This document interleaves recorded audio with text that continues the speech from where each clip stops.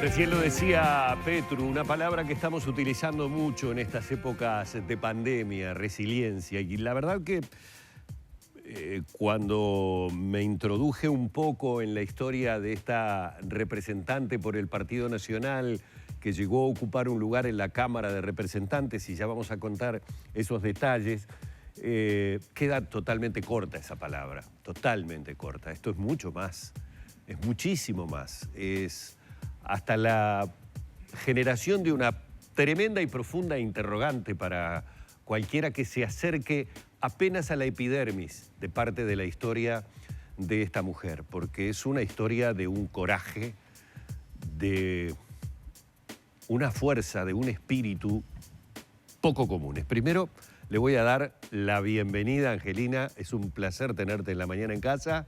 Muchas gracias por visitarnos. Gracias a tu equipo por permitirme ese espacio, realmente honrada de eso. Así que bueno, muchas gracias.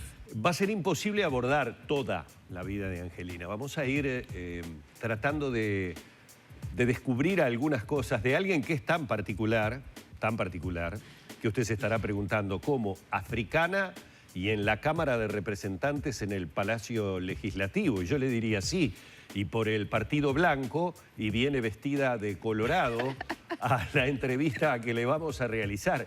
Pero eso, que es simplemente un chiste, es apenas un granito de arena en una gigantesca playa. Vos sabés que lo primero que me llamó poderosamente la atención, apenas nos saludamos, que simplemente fui a preguntarle cómo se pronunciaba su apellido, me llamó la atención esa amplia y generosa sonrisa que tenés. Y cuando la gente sepa por las cosas que ha pasado, tal vez aprendamos a saber cómo podés hacer para seguir mirando la vida de la manera que la mirás.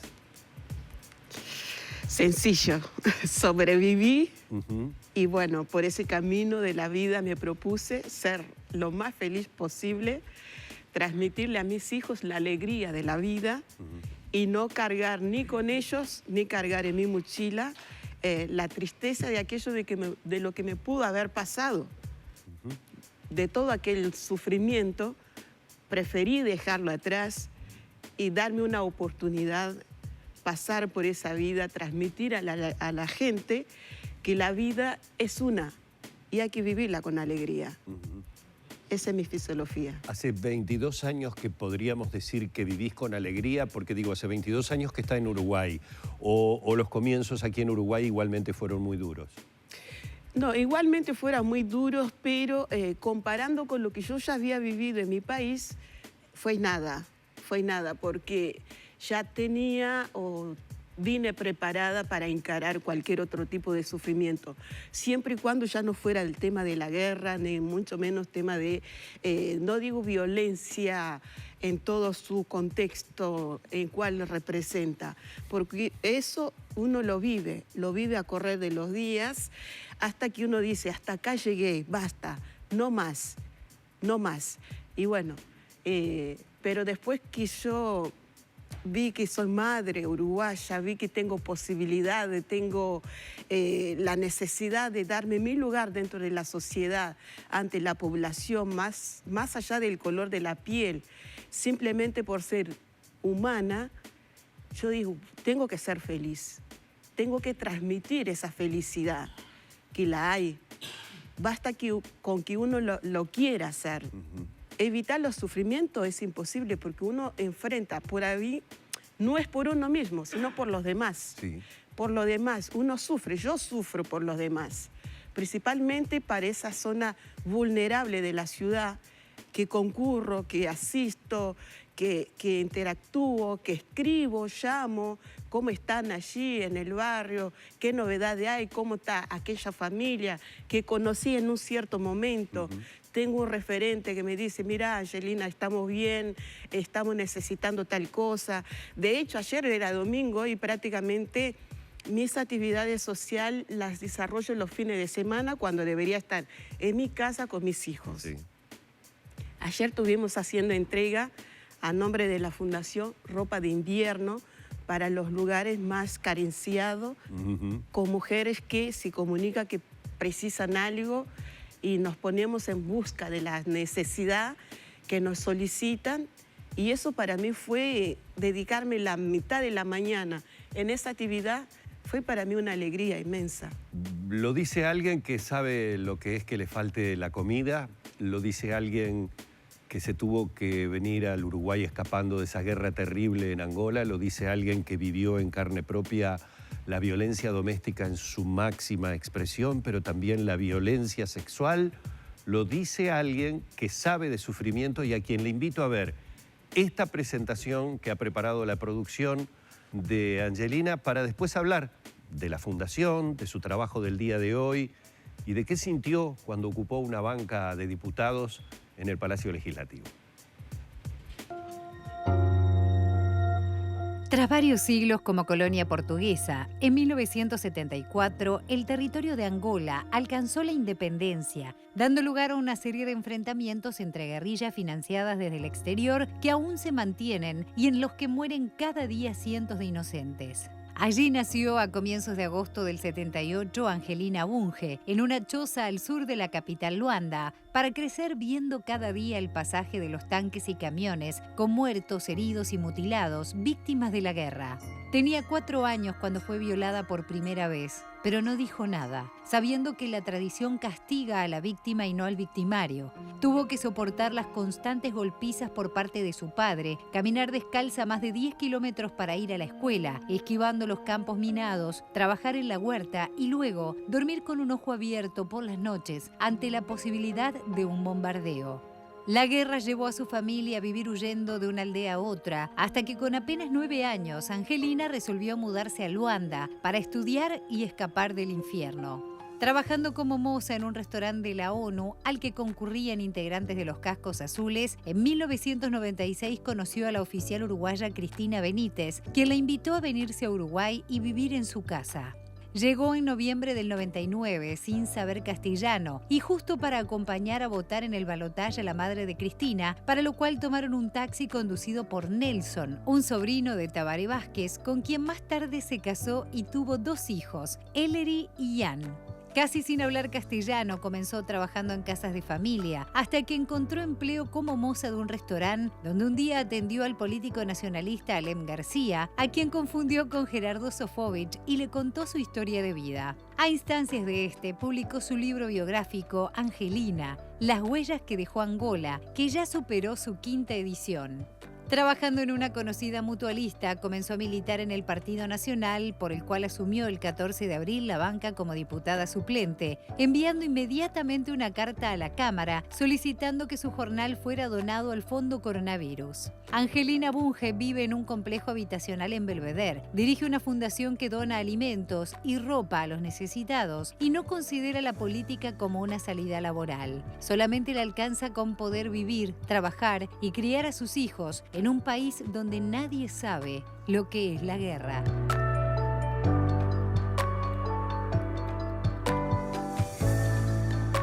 Wow. No sé por dónde empezar. ¡Qué fuerte! No, qué fuerte tu vida. Qué fuerte tu vida. Qué fuerte que estés haciendo lo que haces. Qué fuerte que tengas 2 hijos acá en el Uruguay, que seguramente te deben haber ayudado mucho porque a tu familia la dejaste toda en Angola. Así es. Acá la familia que tengo son los amigos, son los vecinos. Día a día voy formando mi grupo de amigos en el cual considero que son la familia más cercana que tengo, que de hecho, de una o de otra forma, en los momentos más críticos de mi vida acá, con los niños siendo más chicos, yo recién ingresando en un ámbito laboral distinto del que venía haciendo los primeros años en Uruguay, requirió la asistencia de vecinos para poder criar a mis hijos y asistirlos de una o de otra forma mientras yo estaba trabajando. ¿Y tu mamá? Mi madre uruguaya vive acá.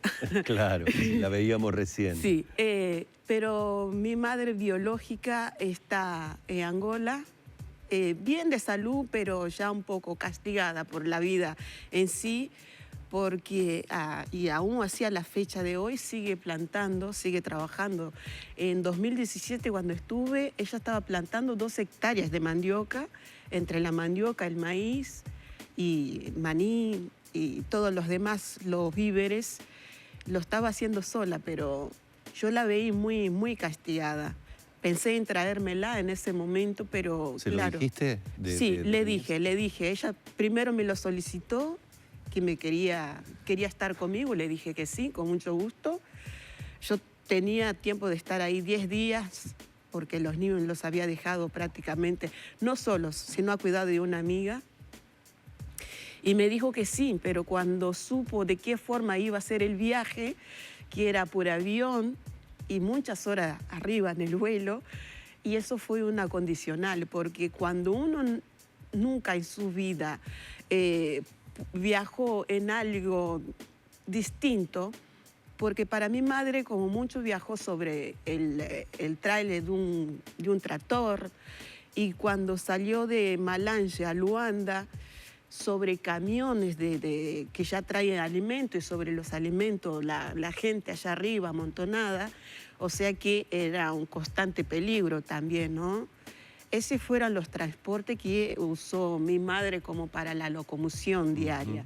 Y ahora, actualmente, en tema taxis, que son las combis, sí, lleno de gente. Lleno de gente, sí. Pero imaginarse en un vuelo de casi 9 horas, de Luanda a Brasil, de Brasil a Montevideo, eso fue una condicional para ella. No se animó, eso fue en el 2017. 2017. ¿Qué edad tiene tu mamá ahora? Mi mamá va a cumplir 73, pero muy castigada está, muy castigada. Tu padre casi la mata a golpes. Mi padre casi la mata a golpe, y yo viví viendo esa violencia hacia la mujer, que en ese momento, Humberto, yo recién acá, estando trabajando en Departamento de Víctimas de Violencia Doméstica, me di cuenta de la magnitud de todo lo que aguantó mi madre.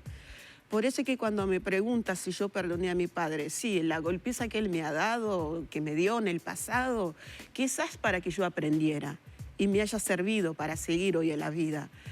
Pero no se justifica y no le perdono, infelizmente ya falleció, infelizmente, de alguna u otra forma es mi padre, pero yo jamás lo voy a perdonar, aún estando muerto, lo que le hizo pasar a mi madre por errores de los hijos. Eso fue muy duro. ¿Él se murió estando con tu madre o...? No, ya mi madre cuando llegó a la capital logró separarse de mi padre, porque la provincia era misión imposible. Claro, porque hay algo que de repente es difícil de entender para nosotros, pero es eso que estaba comentado en la presentación, que cuando uno lo escucha no lo puede entender. Es decir, que una persona que pasa por una violación siendo una niña sepa que no tiene que decir nada porque la costumbre del lugar es victimizar, o mejor dicho, terminar haciendo culpable a la víctima.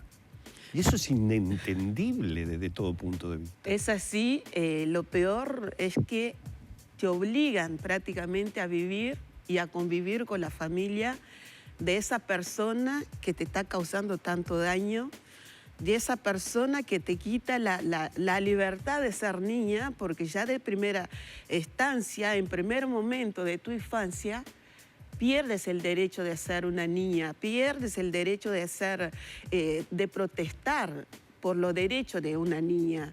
No tienes ese derecho, primero porque naciste mujer. Ya el hecho de haber nacido mujer tiene que hacer prácticamente todo lo que hace tu madre. La medida que vas creciendo, te tenés que igualar prácticamente a tu madre, porque sí o sí tienes que cumplir con todas las obligaciones del hogar. Y Angelina, ¿cómo lograste superar eso y volver a estar con un hombre para tener hijos como tuviste, siendo que además, en tu libro lo contás, hay un encuentro con un ginecólogo por una dolencia que tú tenías que termina en una violación, o casi violación, no sé cómo decirlo? Bueno, es violación. Sí, es violación. Es violación, no tiene otro nombre, y la verdad cuesta. No digo que es sencillo, te lleva tiempo, pero como dije, yo elegí vivir. elegí darme una oportunidad. Ante la ignorancia de la gente en todos los ámbitos, en todos lados del mundo, existe esa ignorancia de alguna u otra forma. Esa necesidad, además, que no sé si describir como ser humano normal, porque los hechos que suceden a nivel mundial, en tema de violaciones que podía justificarse por tema de la guerra, en fin, hay violaciones. Pero también se les da en los ámbitos donde no existe guerra. De hecho, reciente, antes de venir, mirando el programa de una niña nomás, Sí. Eso es algo que no tiene nombre. ¿Cómo puede seguir eso? A nivel intrafamiliar. A nivel internacional, claro. Es donde más se tapa, además. Sí, donde más se tapa, porque son cosas que alguien me dijo, no te dio cosa, una de las entrevistas justo, Sí. Comentar eso, ¿no le parece que son cosas, trapos para lavar hacia adentro, algo así? No, porque ante mi testimonio, si yo resuelvo estar callada, hay otras personas que están viviendo lo mismo y no tienes esa posibilidad tampoco, porque de verdad cuesta salir al mundo y decirles que fuiste violada más de una oportunidad. Cuesta porque duele, es algo muy íntimo. ¿Qué edades tienen tus hijos ahora? Mis hijos, el mayor tiene 20, el chico va a cumplir 16, tiene 15. Tu libro es del 2013. Exacto.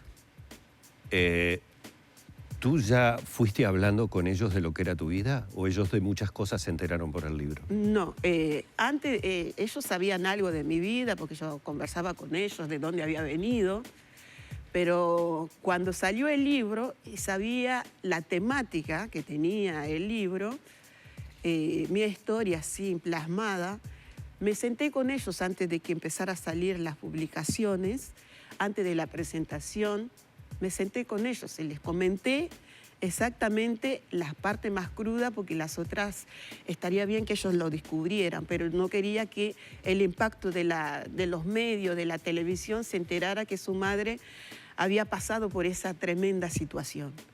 Los preparé psicológicamente, les dije que yo no tenía ni bronca, ni, obviamente, duele porque hoy soy madre, que por suerte llegué a ser madre. Cuando me dijeran en algún momento que no iba a ser madre, eso fue el dolor más grande que sentí. ¿Te dijeron que no podías ser mamá? Sí. ¿Y eso lo sabías ya cuando viniste a Uruguay o fue en Uruguay que...? No, acá en Uruguay, en dispensario de Cerro, cuando fui a hacer una consulta ginecológica. ¿Y ahí te dijeron que no ibas a poder quedar embarazada? Exacto. ¿Y tú tenías esa idea y con esa idea te quedaste? Claro, me quedé con esa idea que, hice un recapitulo del pasado, digo, habrá sido por eso, porque fueron muchas cosas. Claro, pensaste que muchas de esas situaciones violentas fueron las que te habían... Claro. ¿Y cuando supiste que estabas embarazada, cómo fue?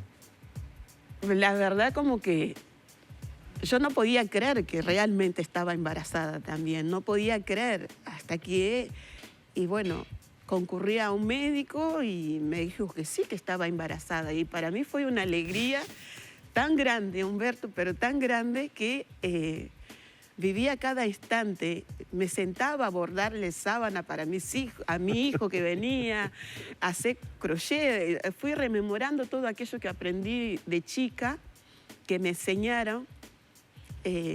Pocas cosas le compré, la mayoría las hice yo. ¿Las hiciste vos? Sí. Y una alegría enorme, estupenda, pero... ¿Quién nació primero? ¿Cómo se llama? Ellery. ¿Y después? Después nació Ian, 5 años después. 5 años después. Sí. Ya que ahí sabes. también temí. No, ¿Sí? temí porque pasaban 5 años, es decir, pasaban los años y Ellery me pedía un hermano, que los que tienen hijos, las mamás saben que el primero a veces presiona que quiere tener un hermano cuando concurre al jardín. Y eso fue como una presión psicológica. Yo me sentía que, ¿qué había pasado? ¿Será que en el vientre me llegué a hacer una pregunta media ignorante para mí misma y que me la escucha y dice, ¿de dónde vino? ¿Será que en el vientre de una mujer solo hay un hijo? Esa fue la pregunta que le hice al médico. Y el médico me mira, me dijo, no es así. que yo estaba presionada psicológicamente y eso tenía que evitarlo. Y ahí me dio un Armonil, que es algo, me recomendó eso. Y empecé a hacer todo tipo de actividad física. Me olvidé por completo y cuando quise acordar un poco más pierdo a Jan. Porque claro, en una clase de gimnasia, a último momento de la clase, antes de terminar, la profesora siempre me invitaba a dar la última parte, que era más bien baile nuestro tradicional de Angola. Claro. Decía porque los por la uruguayos, energía claro, que por tiene, la energía lógico. que tenía como una heladera en la cintura. Que no, y eso, Apréndanse a mover claro, así. exacto. Y en eso casi me sentí mal y casi pierdo a Jan. No sabía que estaba embarazada tampoco. Y ahí los 2 varones. Yo sé que mucha gente se debe estar preguntando en este momento, y toda esta historia de vida de la que apenas, reitero, yo dije, esto es la epidermis. Las huellas de Angola, en todo caso, les pueden dar una idea realmente de lo que ha sido la vida de Angelina. Ya saben del encuentro, si se quiere, hasta humorístico con Alem García, a quien ella lo confunde con Gerardo Sofovich.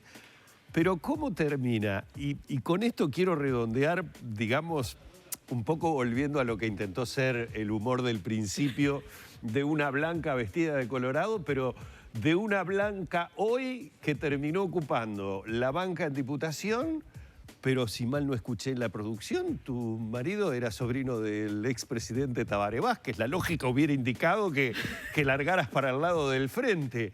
¿Cómo terminás en el Partido Nacional y cómo terminás en la banca? Bueno, en el Partido Nacional en realidad empecé a militar en 2013, prácticamente después de la presentación del libro.